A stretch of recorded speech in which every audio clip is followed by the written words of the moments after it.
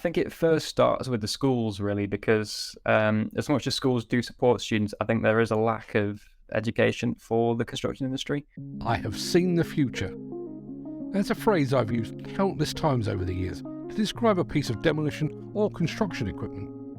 I used it when I saw my first electric excavator. I used it when I saw JCB's high-vis dumper. And I'm pretty sure I used it when I saw my first proper high-reach excavator too. But not only is that phrase lazy journalism and a cliche, in the case of plants and equipment, it's obviously wrong as well. Machines are constantly evolving. Chances are the machine I described as the future might well have been upgraded or possibly replaced altogether in the next 3, 4 or 5 years.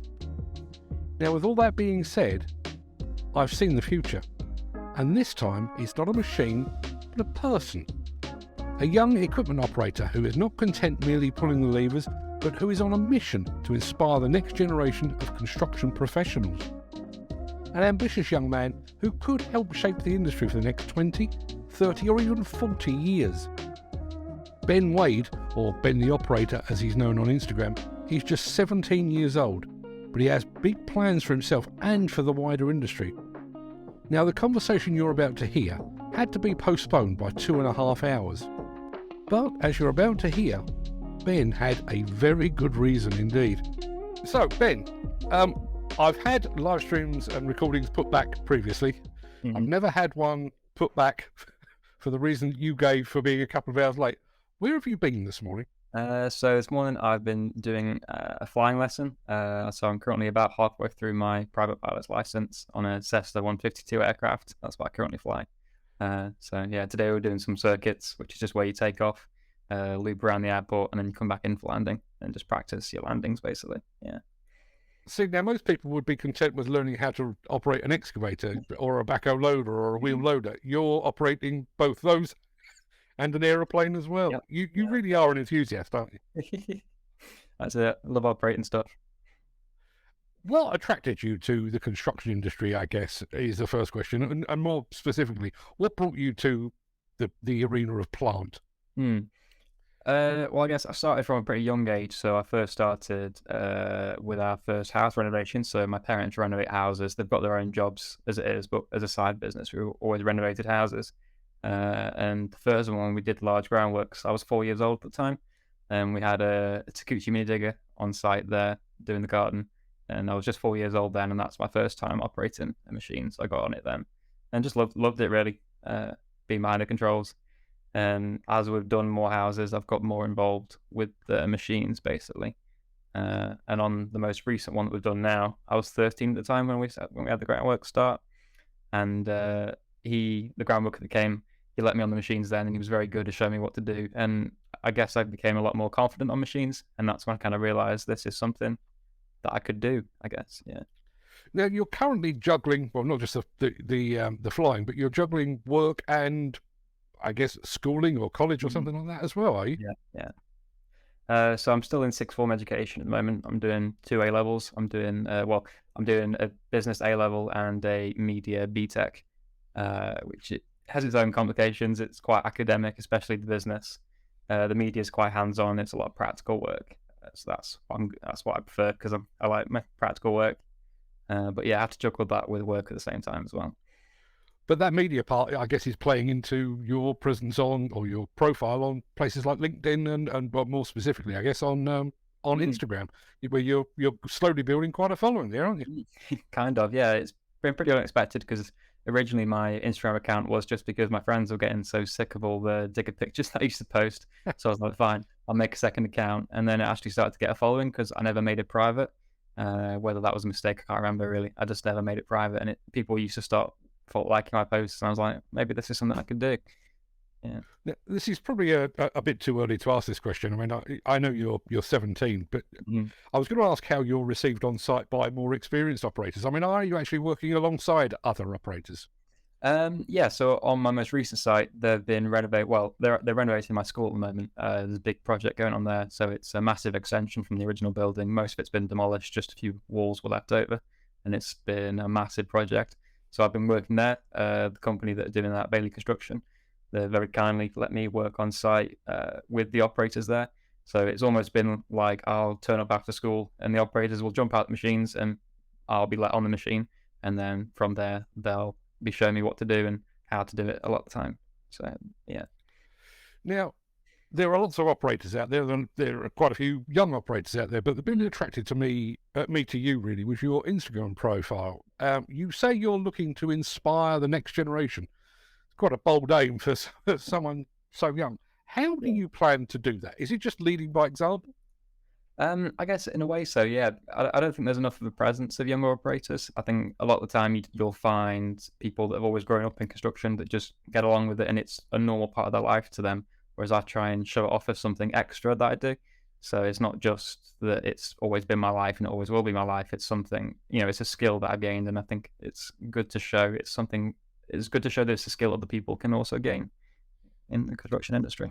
Yeah, it's interesting. I talk a lot about how the construction industry has generally failed to attract and engage with young people. Mm. If I were to hand you a magic wand, Yeah. because those exist. If I were to hand you a magic wand and say, "Okay, you're king of construction for a day, attract some young people into the industry," how would you go about it? I think it first starts with the schools, really, because as much as schools do support students, I think there is a lack of education for the construction industry.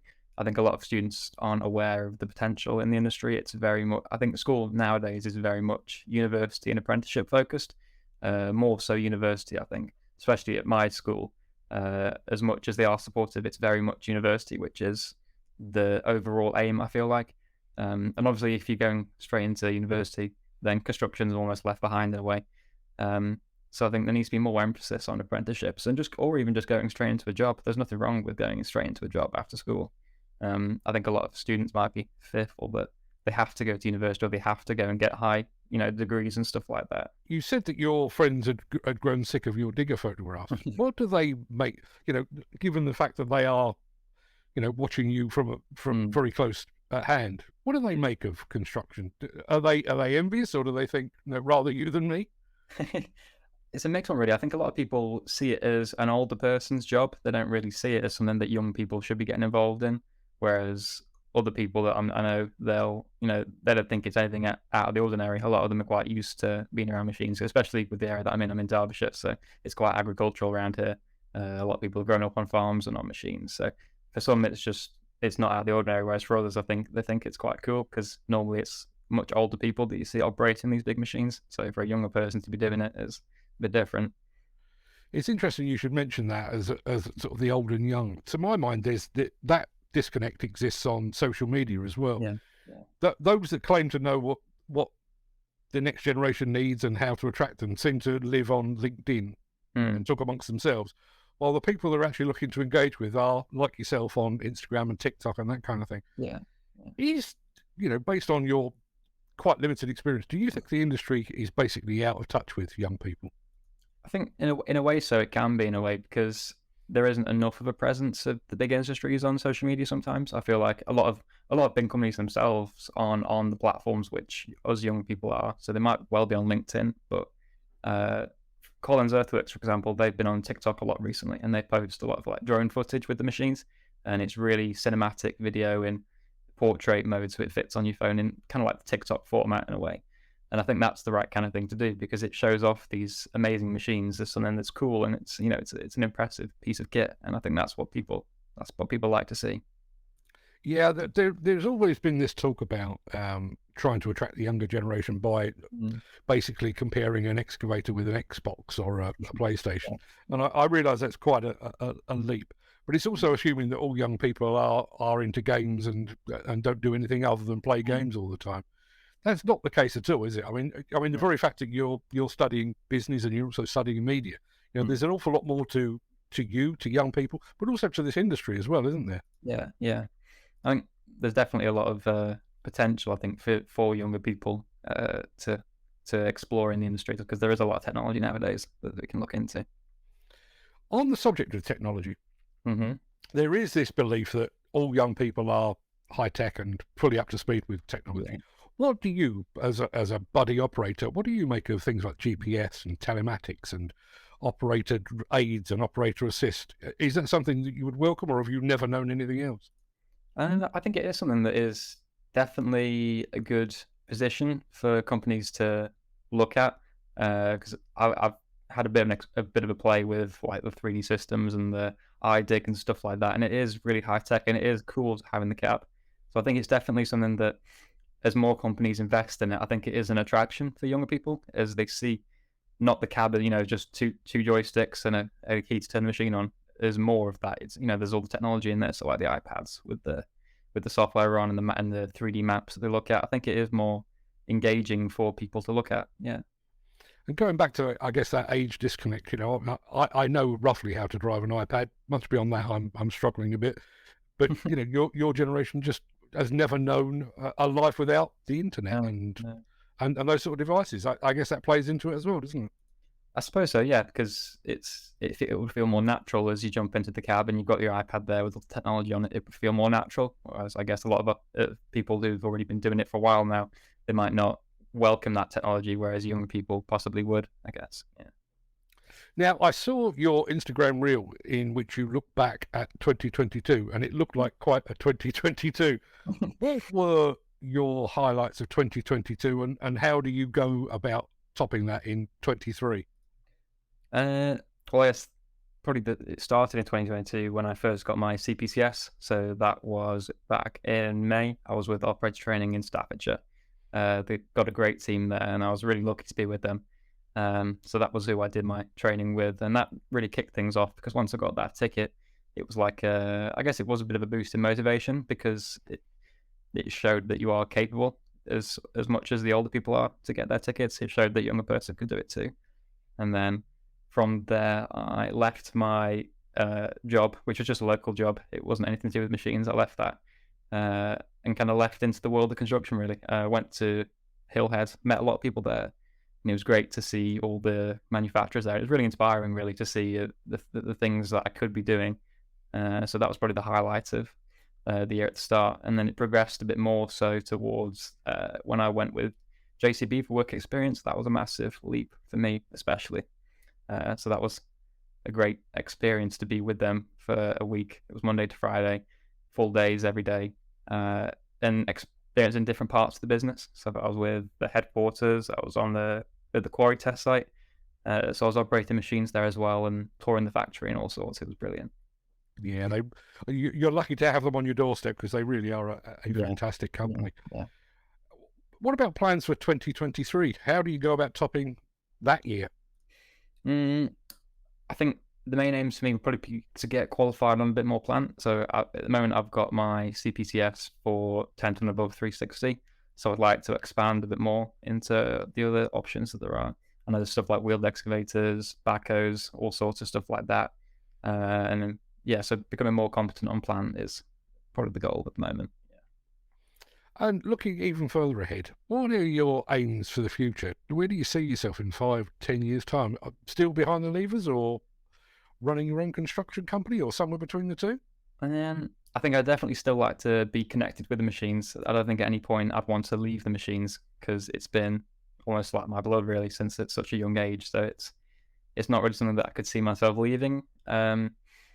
I think after spending a lot of time with JCB this year, as I say, with the work experience, and I also went back for a day for a VIP day, trying out backhoe loaders. That was cool. I think after spending so much time with the big companies, I think it's something that I would like to pursue, possibly. With JCB being so close on my doorstep, driving past ever since a young age, walking around the factory and stuff like that. I think it's definitely something that I would like to pursue working for a company like JCB. And combining that with ongoing sort of social media stuff, because am I right in understanding that you were actually recognised in the crowds at Hillhead? Yeah, that was quite a shock. There was a few people that I bumped into once or twice, and that was the biggest shock for me, really, because that had never happened before. So, yeah, I think, yeah, it was cool.